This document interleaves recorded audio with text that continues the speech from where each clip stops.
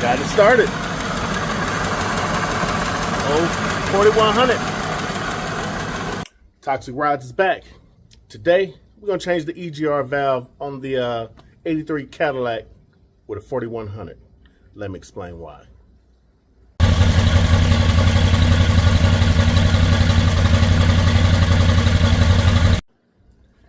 Now, before the car went to the paint shop, had no engine problems. The car was running everywhere. I could take it wherever I wanted to go.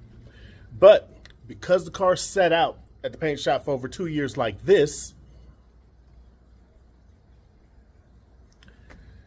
once I finally got it back, I had a few engine issues. One of them was, I guess I had carbon buildup because the car sat for so long and whatever the case may be. When I got it back home, it wouldn't start. And so we had to do some things. I ended up changing the spark plugs, as you can see here, because they were tore up. And since I had a couple of hoses that was, I didn't know, some vacuum hoses, I didn't know where they went. I figured before I take it to the shop, I'm going to change everything that I can change. First was the EGR valve. So let me show you how the EGR valve looked when I pulled it out, and I'm going to show you how to replace it. All right, so this is the EGR valve that I pulled out. As you can see, that thing is pretty horrid. That don't look good at all, right? So this is the new one I got from Rock Auto, and I'm gonna show you exactly how to get that off without going through so much hassle. Now the tools that you need, or everything that you need, first make sure you got a magnet. Get you a magnet because you're gonna drop them screws and you're gonna need to pick them up. So get a magnet. These are your M8 125, 20, or 25. Either one of those will work on there, but since you're taking out the old bolts, you might as well go ahead and replace them. You need a 13-inch socket. Get your 13, because that's going to fit on those bolts. These are your screws to the throttle thingamajig right here that goes onto the carburetor. So you want to get the number 8 socket with a small extension, or you get one with a longer one, but you're going to do a lot of this by hand when you put them in. And what else you're going to need? Oh, most important, get you a small ratchet and get you a crow's foot, size 13, because that is one of the only ways that you're going to be able to get to the screws over here because of the way that they're set in. All right. So I already have mine taken out, so I'm going to show you how I put them on, and you're just going to pretty much do everything in reverse, all right? Now, the reason I'm changing these is because when I did get it started finally, and I'm going to flip the camera around, I got a lot of this. Let me show you.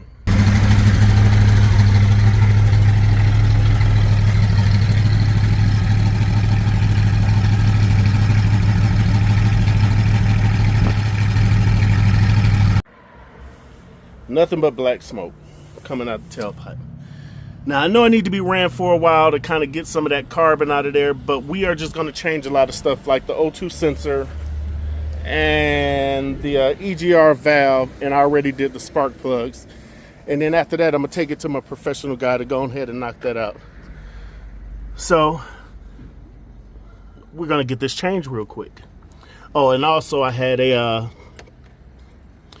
this was my injector that was on there, and I went on and replaced that. I still got to solder them together and then shrink wrap them, but you have to look over all this little stuff because this motor is very, very finicky, and when things are wrong or the vacuum hose is not hooked up, it do not want to run. But I do have a good motor, because before I went to the shop, it was clean. It didn't look nothing like this. I'm going to show you another picture of how it looked before I took it to the paint shop. I forgot completely about it until I seen the video. I'm like, dude, But let's go ahead and get this done. All right, so here is your valve. We went on and cleaned this, got the gasket on there, and it's kind of simple to do.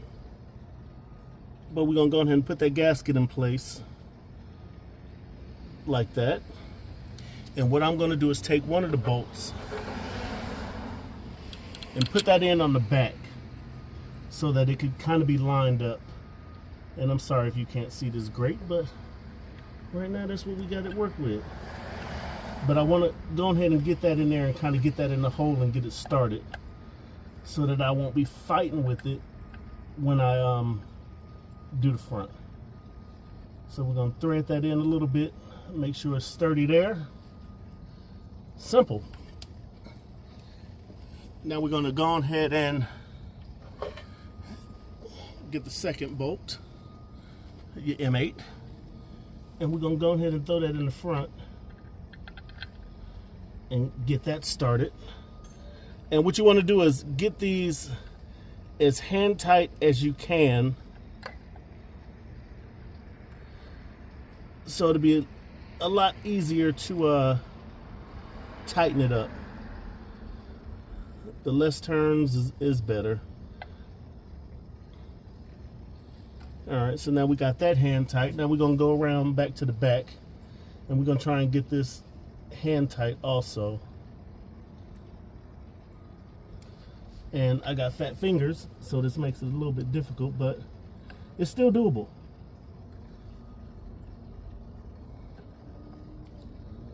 So we're gonna get that in there as tight as I can get it by hand. Now with the back, you can actually use the 13mm socket with an extension, and you can get that on in the back. Now it's not going to be perfect, but what it is going to do is give you enough room to get it on there and get that tight. So we got that on there, and it's good enough to run, to turn. And we are just going to get that situated on there like so.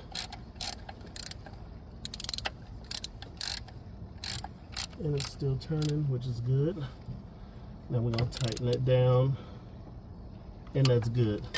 Now you see with the front, you can't get nothing in there. That's why you need the crow's foot. So we're gonna go ahead and put the crow's foot on there with the extension. And you see how easy this is with the crow's foot. It just goes on there. Get your wrench and put it on there, and that's gonna help you turn it. And get in, turn that screw right there, see? Just like that. It's all about having the right tools, fellas.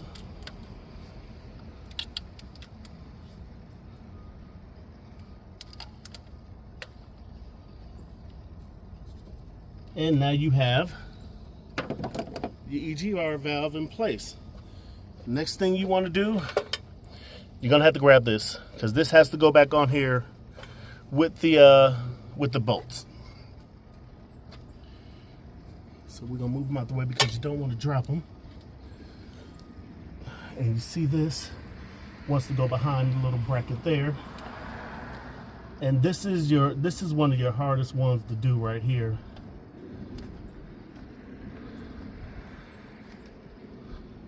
But once you put that in place where it's supposed to go, you want to put that bolt in there and kind of get it in the hole so that you can get it started. And these things are small and they are tricky, but once you get it turned or get it started, now it's in place. All right, now when you screw in this little relay on here, and I need to point to here, make sure that this switch is in the back position, because this throttle right here is supposed to push this back when it opens up. So make sure that it's behind, going towards the firewall and not in front, or else you're gonna have some other issues that you got to deal with. So make sure you do that. But now I got this screw in here hand tight, so now we're gonna try and get this other screw in there, which is a pain, but just takes time to do it. So let me go ahead and do that. All right, and now EGR valve in place. And remember to plug this back up to this little thingy right here. All right, now that's back in place. So now you got your EGR valve on. All right, a lot of this stuff is not really hard to do. You just got to go ahead and get you a couple of tools and get it done. So I got a couple of more things to do. I got to change my O2 sensor. I got to go ahead and connect my injectors, and then should be ready to find out where the vacuum leak is at. But when you're changing this stuff, just go ahead. If you have to check with it, just change it. Stuff is not expensive. EGR valve was like about 60 something bucks. The O2 sensor was 40 something bucks. And you know, spark plug's a spark plug, so you got to go ahead and do that regardless. So go ahead and get dirty and get your stuff done. I'm on a time crunch trying to make this out before February, and it is the first week of January. So you guys see me in New Orleans busting out the lack. Toxic Rods, like and subscribe to the channel, and we'll be back.